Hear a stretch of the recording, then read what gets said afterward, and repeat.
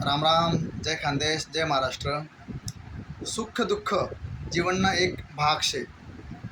त्या सुख दुःखमा आपण कसा वागतस, कसा बोलतस, कसा चालतस त्यानावर येणारं भविष्य निर्भर करस. पण सुखमा माताना नाही आणि दुःखमा चिडाना नाही, भगवानले दोष देवान नाही. कारण सुख दुःख आपला कर्मना एक भाग शे.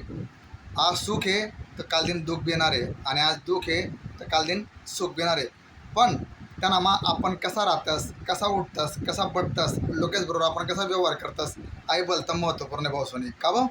कारण म्हणतस ना की सुखमा तुम्ही मातू नका आणि दुःखमा ओतू नका.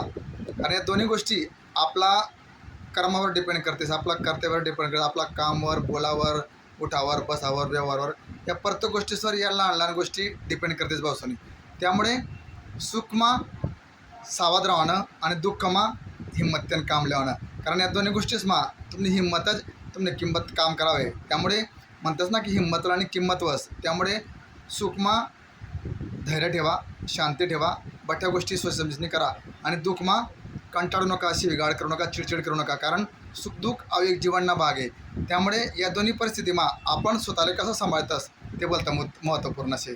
व्हिडिओ चांगला वाटणार तर लाईक, शेअर, कमेंट करा आणि चॅनलला सबस्क्राईब करू विसरू नका. राम राम.